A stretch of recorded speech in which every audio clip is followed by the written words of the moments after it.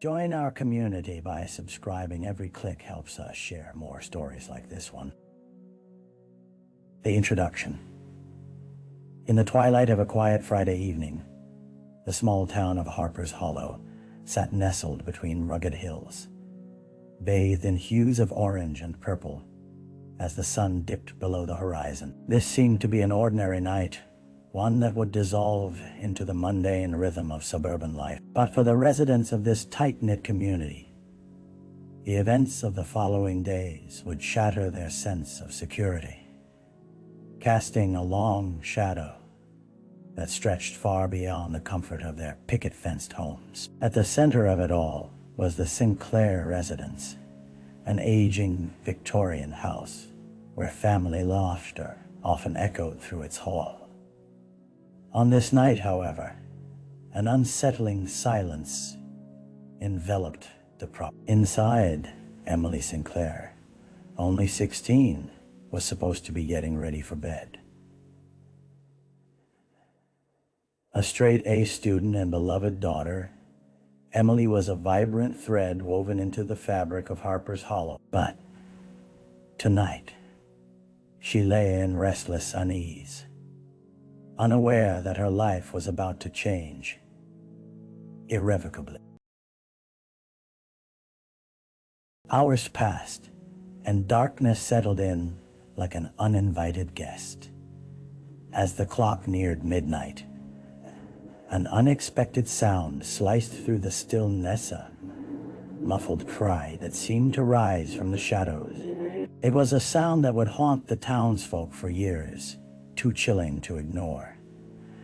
When the sun rose the next morning, Emily would be gone, leaving behind a scene that would unravel secrets buried. Harper's Hollow, once a safe haven, now faced a chilling reality. The understated life that its residents took solace in was about to be transformed into a canvas of fear and sorrow, where everyone would become a suspect, and the truth would lurk just beyond the reach of the living. The victim. The morning after Emily Sinclair's disappearance unfolded with a haunting stillness, the sun barely breaking the horizon, casting long shadows across the now quiet Sinclair home. It was a morning that should have held the promise of a new day, but instead it resonated with confusion and fear. As news of Emily's absence spread like wildfire through the town, the first responders gathered at the Sinclair residence, their faces etched with concern. Emily was the kind of girl every parent hoped for: intelligent, engaging, and affectionate. She harbored dreams of becoming a marine biologist, often spending her weekends volunteering at the local aquarium, where her bright smile was matched only by her passion for the natural world. She navigated high school with grace, surrounded by friends who admired her for her unwavering kindness. Those who knew her spoke of her infectious laughter and the way she made everyone feel, seen a stark contrast to the chain of events that had now spiraled out of control. Amidst the frantic search efforts, investigators began their grim task of piecing together Emily's last known whereabouts.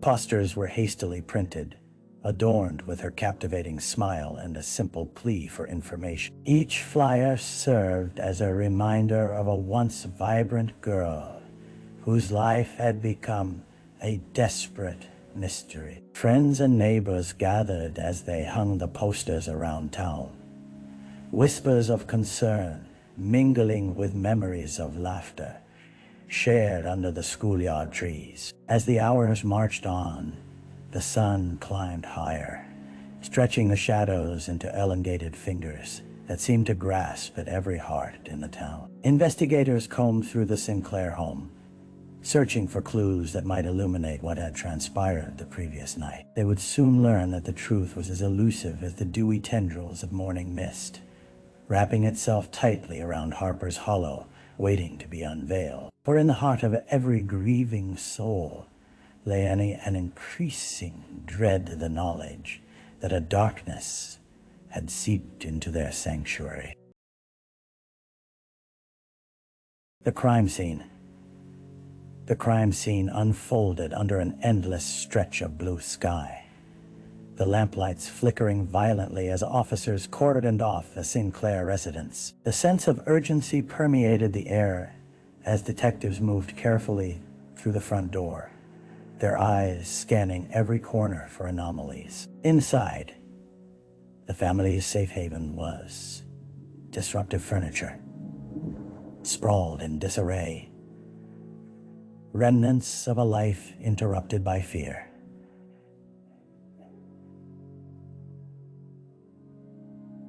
Emily's room, filled with posters of marine life, was the epicenter of scrutiny. Her bed was unmade, and the scattered clothes told the silent story of a life lived in delightful chaos. But amidst the semblance of typical teenage disarray, something felt horribly wrong. A tattered book, her favorite diary, open on the desk, its pages filled with dreams and secrets now exposed in the harsh light of reality. Investigators documented its contents, capturing the essence of a girl fledgling towards adulthood, unaware of the storm that loomed just beyond her prompt. The faint smell of lavender still lingered. It was a scent often commented on by guests who visited the Sinclair home. But now it choked the joy from the air, replacing it with the cloying dread of uncertainty. Footsteps moved across the room, careful not to disturb the fragments of Emily's life, each movement reverberating with a sense of urgency. A finger traced a few shallow scratches on the floor, evidence of a struggle. It was too early to ascertain, but detectives couldn't shake the feeling that inaction could prove fatal.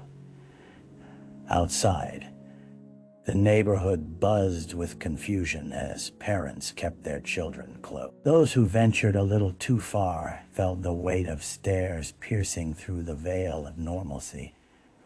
Questions flooded their minds, and the fear of an unknown predator gnawed at their collective heart. A home once filled with laughter was now steeped in shadows, as investigators transported Emily's belongings for forensic analysis, shipping that within them lay a thread that could weave back the fabric of safety that had unraveled overnight. The early investigation. As the sun dipped lower in the sky, casting long shadows over Harper's Hollow, the urgency of the investigation deepened. Detectives initially focused on what they had: Emily's social circle. Friends were questioned, their statements taken with the gravity of broken hearts. Each interview revealed fragments of Emily's life, laughter shared over lunch, the shared confidences in whispered tones between classes. But with each passing moment, the threads of hope began to fray as doubts swirled with emerging unease.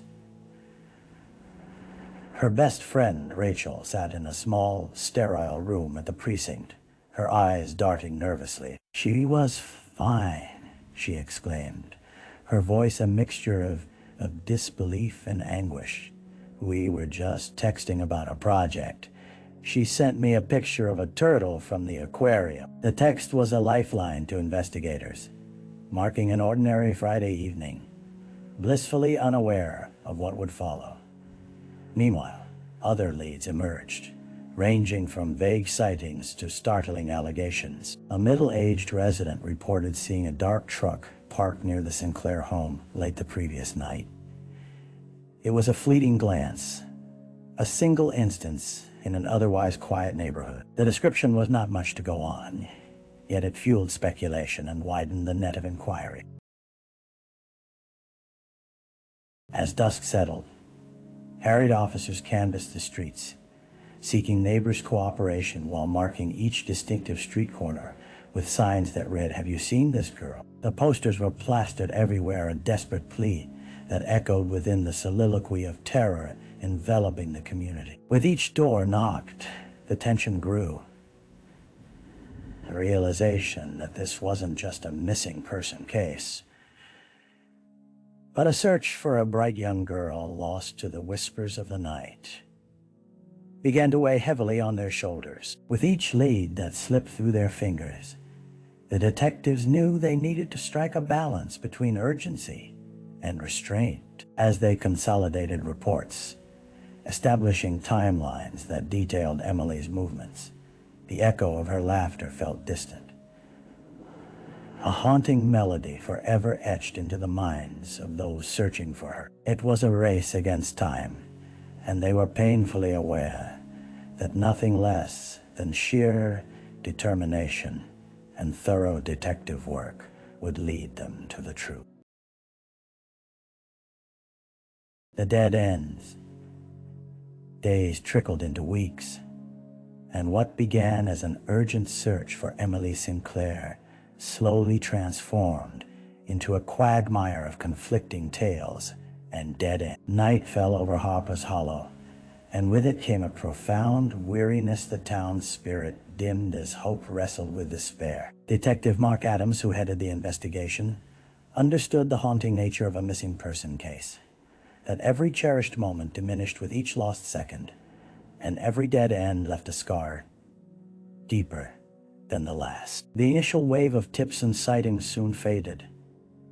The dark truck reported by the neighbor never led to a suspect. It belonged to an unwitting contractor, long gone from the area. Another lead emerged from a nearby town where someone claimed to have seen a girl matching Emily's description.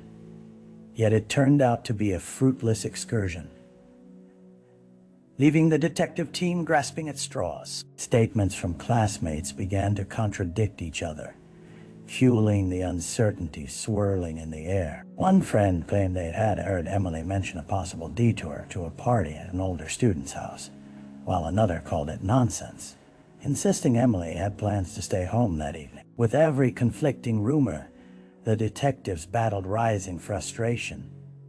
Who was telling the truth? Who was hiding something?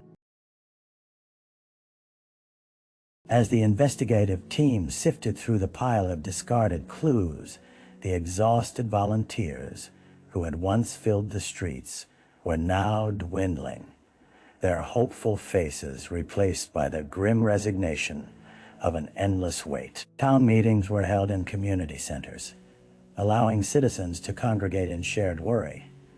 But the absence of new information left them feeling less like camaraderie and more like shared grief. In the cozy corners of Harper's Hollow, whispers of the investigation turned unsettling. Residents began to wonder if the answer lay closer than they had ever considered, as paranoia seeped into conversations, altering the tranquil bond of neighborly trust into a web of suspicion. With each passing day, the once vibrant image of Emily Sinclair faded, becoming a symbol of unanswered questions and heightened fear, reminder that sometimes, beneath the surface of an idyllic community, darkness can thrive unacknowledged. The very heart of Harper's Hollow was under siege, caught in the grips of uncertainty. The truth lay, out of reach, waiting to unveil itself when least expected.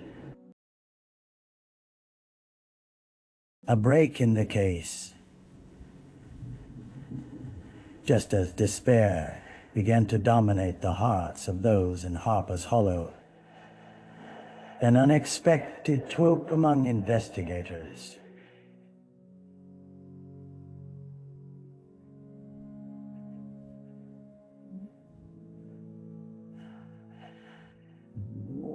It was a chilly Thursday afternoon when a young woman named Sarah, who had been passing through the town, approached the local police station.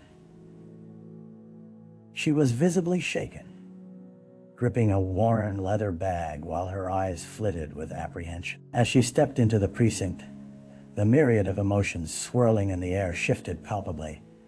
Perhaps this was the breakthrough they had been desperately waiting for. "I think I might know something about Emily Sinclair," she managed to say, her voice barely above a whisper.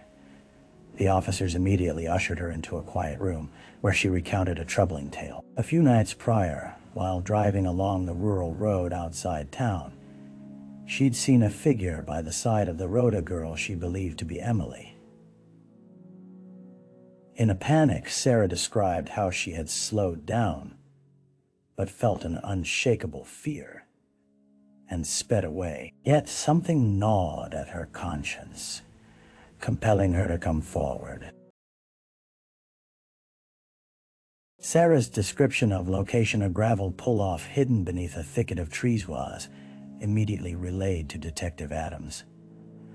Armed with new resolve, a team was dispatched to the area just as the sun began to dip beneath the horizon again. As they arrived, the setting felt almost surreal, a kind of eerie calmness that haunted every corner of their memory since Emily's disappearance. The palpable tension thrummed in the air, each investigator's heart pumping with the weight of the unfolding moment. Lighting up the area with flashlights, they began to search the pull-off. The tall grass whispered secrets of the summer breeze, concealing what was still hidden. Just when uncertainty threatened to creep back in, an officer spotted something glimmering in the underbrush's silver locket, unmistakably belonging to Emily. Its delicate chain wrapped around a small branch, holding on as if it was keeping a memory alive. The finding brought a swell of emotion, but along with it, a sharp edge of urgency. They were no longer merely searching for a missing girl. They were now facing a grim possibility. The search was reignited with an all-consuming intensity, heightened by the knowledge that someone knew something. For the first time in weeks, the detective team felt the grip of hope meld with the sobriety of impending danger. Emily Sinclair's name would no longer be whispered in vain. They were compelled to uncover the truth hidden beneath the peaceful facade of Harper's hollow truth that was bubbling dangerously close to the surface. The suspect. With the discovery of Emily's locket, the investigation shifted gears, propelling Detective Adams into a frenzied pursuit of leads. The investigation team meticulously combed through the area surrounding the gravel pull-off, hoping to unearth additional clues. Every blade of grass, every rock and branch was examined with the keen eyes of seasoned detectives, desperate to uncover evidence that could point them in the right direction. Time was of the essence if Emily was alive. Every moment could be critical. Amid the search frenzy, a young man named Jason Hale emerged as a person of interest. A recent high school graduate known for his erratic behavior, Jason had a history of minor run-ins with the law. When news of Emily's disappearance surfaced, whispers in the community hinted at his possible involvement. Allegations that he had been seen lingering around the Sinclair home in the days leading up to that fateful night. As investigators delved deeper into Jason's background, they discovered a pattern of troubling behavior. He had been known to frequent the local hangouts with a few other boys, creating an impression of reckless abandon. Alarmingly, several classmates mentioned Jason talking about his unreciprocated feelings for Emily, as if he were still grappling with the complexities of adolescence. Given the unfolding circumstances, those seemingly harmless crushes morphed in the minds of detectives into something darker. Could he harbor resentment or obsession? With mounting pressure, Detective Adams made contact with Jason, inviting him for questioning at the station. The meeting carried an air of tension as investigators prepared to dissect every utterance from the young man's lips. Jason entered, a casual demeanor masking the tempest within. His eyes darted around the room, and he fidgeted with the sleeves of his hoodie. The questions came in rapid succession. Vague answers flowed, punctuated by nervous laughter that fell flat in the charged atmosphere. A significant slip occurred when he mentioned being in the area the night Emily disappeared, a detail that was previously unreported.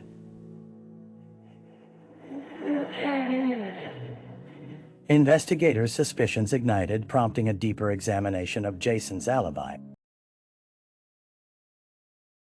As the interview continued, Jason's casual mask began to crack, revealing the pressure mounting under the weight of unanswered questions. In that small, sterile room, the air grew dense with a truth that lurked just beneath the surface. Without evidence to substantiate their suspicions, the detectives knew they had to tread carefully, yet they felt a palpable shift. In the heart of Harper's Hollow, darkness seemed to be unfurling its tendrils, and Emily's name was at the center of it all. The trial. Months had passed since Emily Sinclair's disappearance, and the town of Harper's Hollow was still reeling from the shadow that lay over their once peaceful existence. Signs that once read, "Have you seen this girl?" now depicted a temporality that felt unforgiving, as the community rallied around hope mingled with despair. Finally, as spring broke over the hills, the atmosphere shifted again this time, as the trial of Jason Hale commenced, extending the collective heartache into the courtroom, where emotions ran high and buried secrets threatened to resurface. The courtroom, a modest structure that could barely contain the gathered townspeople, resonated with a tense silence, save for the rustling of papers and strained whispers. The atmosphere crackled as those closest to Emily filled the benches, their presence bearing witness to a shared sorrow that echoed throughout the room. Detective Adams, standing at the forefront, felt the weight of memories as he took his place, ready to share the narrative of a girl whose laughter had now become a lingering ghost. As the prosecutor laid out the case, Emily's life unfolded like pages from a well-loved book. Witnesses recounted the emotional turmoil of that fateful night, all the laughter, the hopes and dreams, juxtaposed with the cold, harsh facts surrounding her disappearance. A lot of emotion surged through the spectators, each testimony compelling in its own right, yet intertwined with the unmistakable ache of loss. Jason sat at the defendant's table, bearing the burden of accusations that transformed him from a troubled youth into a figure of public scorn. His defense team pushed back, painting him as a scapegoat, arguing a questionable lack of physical evidence and volatile witnesses coerced by grief-stricken mind. The narrative was split, a young girl's fate hanging in balance against the backdrop of a community's anguish. As days turned into weeks, the prosecution unearthed a web of incriminating details, text messages from Emily that had hinted at discomfort around Jason, remnants of the struggle found in the gravel pull-off, and Jason's inconsistent accounts of his whereabouts. Each piece contributed to a jigsaw puzzle that was emblematic of underlying currents of darkness. But it wasn't until the final witness took the stand that the trial reached a pivotal moment. A forensic expert presented a newly unearthed piece of evidence found on the locket that had been discovered near the pull-off, unmistakably linked to Jason. Gasps echoed through the courtroom, and the tide turned sharply against him. As the closing arguments played out, the air hung thick with anticipation. The jury's deliberation felt drawn out and torturous, fatigue setting in like a slow poison, infecting the hearts of everyone present. Emily's family, holding tightly together, hoped against hope that justice would finally prevail. When the verdict was finally read, anguish and relief flooded the room in equal measure. A verdict that would resound through Harper's Hollow and reverberate in the world, beyond reminding all that the shadows, however deep, could eventually be pierced by light. Justice for Emily Sinclair would begin a new chapter for the community, searching not only for truth, but a semblance of healing amidst the scars left by her absence. The aftermath. As the weeks passed since the trial of Jason Hale, Harper's Hollow bore witness to a slow and complicated healing process. The shadows that had once enveloped the town began to recede, but they left behind deep scars, each mark a stark reminder of what had transpired. Local cafes that once bustled with laughter now echoed with subdued conversations, patrons mindful of the lingering effects that Emily Sinclair's absence had wrought. In the heart of the community, a memorial was erected at the park where countless children had played, an area once bustling with innocence now transformed into a tribute to a young girl whose life was cut short. Flowers adorned the makeshift shrine, candles flickered in the night, and handwritten notes conveyed the thoughts of a grieving town. "We remember you, Emily. Read one note. Your laughter will live on forever." Emily's family struggled to regain some sense of normalcy. Her parents, while thankful for the community's support, could not shake the emptiness that invaded their home. They found solace in advocacy, channeling their grief into efforts aimed at raising awareness about missing persons. The story of Emily Sinclair became a voice for those still lost, as her parents spoke at schools and community events, determined to prevent future heartaches for other families. Yet amidst the sentimentality, questions remained. Was justice truly served? Despite a conviction, residual doubt and whispers of malfeasance trailed like phantoms. Had Jason truly acted alone? Had Jason truly acted alone? Some in the community whispered rumors about unknown accomplices, stretching the threads of fear once again. Detective Adams found himself grappling with his own blend of emotions, relief in securing a conviction counterbalanced with lingering frustration. The case was far from closed. While the legal chapter concluded, the emotional toll reverberated through every corner of town. Each day of uncertainty had felt like a weight on his shoulders, and now that weight had shifted to the community, compelled to carry unresolved questions alongside their grief. As the seasons changed, autumn painted the trees in hues of orange and gold, a symbolic representation of transformation yet to undergo. For Harper's Hollow, the journey of recovery would be long, embedded in both reflection and fear. But through gatherings, shared memories, and a newfound determination to safeguard their children, the people of the town began to reclaim the spirit that had been dimmed. They gathered not just in sorrow, but in resolve, reminded that every victim leaves behind a legacy that fuels change, inspiring others to fight against the dark, as the light of a single life continues to shine through their collective resolve. Reflection. As the first snow blanketed Harper's Hollow, the town appeared to hold its breath, cocooned in a quiet stillness. For the residents, this season of reflection brought a chance to reassess the community's bond to each other and the enduring impact of Emily Sinclair's story.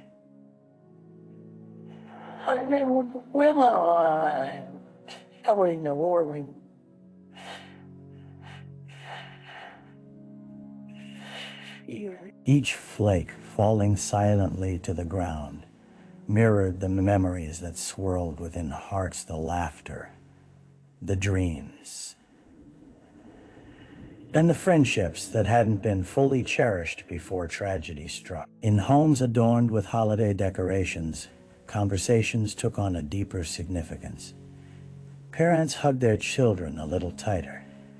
Teenagers texted each other more frequently, just to check in. The shared understanding of mortality permeated their daily lives, transcending age and background. Emily's name became a rallying cry, a reminder of the fragility of life and the strength that lay in unity.